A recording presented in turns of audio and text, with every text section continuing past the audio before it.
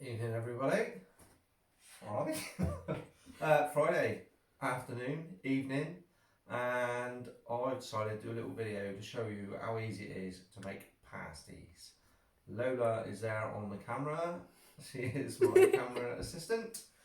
So I have cleared the bench off of all my tools and bits and pieces. Let's get rid of this clamp.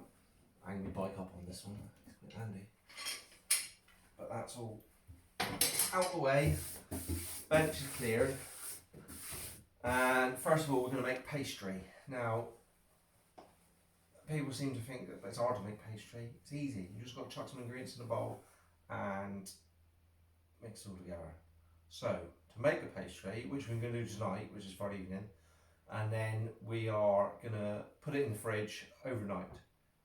If you can't put it in the fridge overnight, put it in the fridge for at least 2-3 hours, just so it's nice and cool. So to make the pastry, you are going to need this, which is some flour, plain flour, strong plain flour. Some people use bread flour, it's got more gluten in it, makes it a bit elasticy, but just plain flour is fine. Some lard, bit of Cornish sea salt, some margarine. Some people use butter, you can use margarine. Water, ice cold water. This has been in the fridge, ice cold. Large mixing bowl and a bone handled knife. If you haven't got a bone handle on your knife, it doesn't matter, just use normal. Right, let's get into it then. Pastry, as sanitised first. Blue hand sanitizer. Keep your hands clean. Right, so we're going to put the flour in the bowl. You want about that much, which is about 3/4 of a biscuit jar. Once we flour it open, I like to keep it in a jar. Keeps it fresher. I'll have to get some more flour, short flour. So once your flour's in the jar, this is enough pastry to make 1 gurt liquor of a pasty, or 5-6 medium largish pasties. So flour in a bowl. Then what we're going to do is we're going to get our lard and open her up and chop a bit of that off because we don't need all of that. And then we'll chop about that much, and we'll just cut that up and drop that in. Not cubes, just roughly chopped really. Just 1/4 of it to start with. I'll tell you weights and measurements and that towards the end, what you need. So once that's in, you can then just mix that in. Just with your hands, little fingertips in there, and just tickle that in.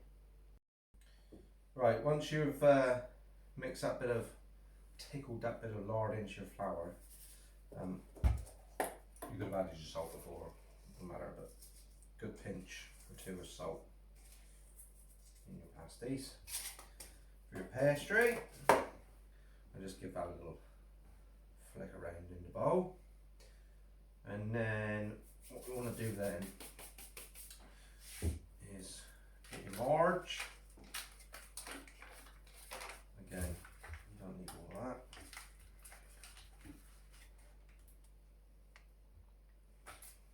So there's 2 ways you can do this. Some people,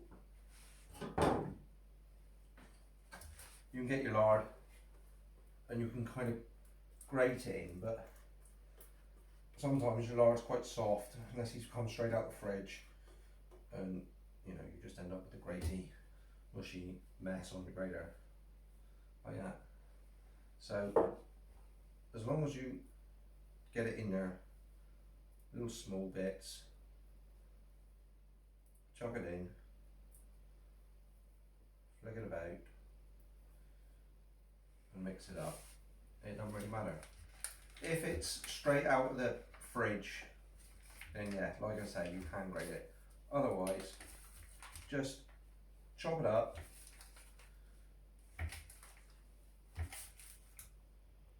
In little cubes.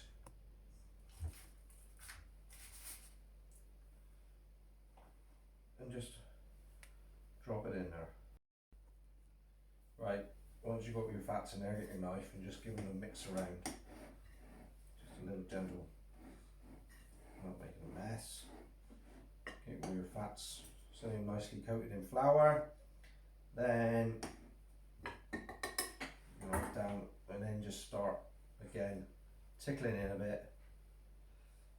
If you don't rub your fats around first in the flour, you end up with real sticky hands to start with, and it's not very nice. So yeah, just start mixing that in with your flour. You want to get like a nice breadcrumby consistency. Right, so what you're looking for is this nice breadcrumby like consistency of your pastry. So you've got your flour in there, your marge, your lard, your salt. Right, once you've got your breadcrumby mix, you want to make a little well in the middle, get your cold water, and then just pour a bit in, a little bit at a time.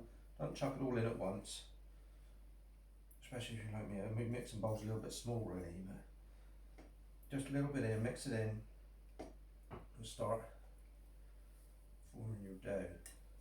Look, I think I'm going to need a little bit more water in a minute, but we'll see how. Right, once you've brought it together in your bowl, and it's pretty much there, you can use the knife, get in under your hands. Same reason as before as why I use the knife to start with, because if you start straight in with your hands, you end up with pastry and dough and everything all over your hands. So make sure it's all mixed up, and then a bit wet. Just grab a bit of flour on the board, get rid of that bullshit, and get your dough out. Just bring it on and bring it together. And you don't want to knead it too much because you'll make it too elasticy, and then you'll split in the oven. You'll split in the oven now, I think. But just bring it together. Don't knead it too much. Like I say, too much you'll make your pastry stiff. Not enough, you won't be good. Right. Once you've got your flour, your pastry, that's it. Done. You see, it's alright. Just don't mix it around too much, like I say.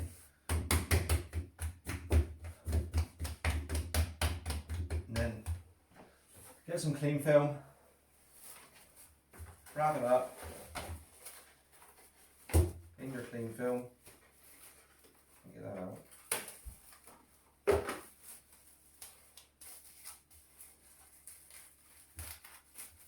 And then, like I say, in the fridge overnight, which is what we're going to do. And then, or if you haven't got time for that, then put it in the fridge for a couple hours.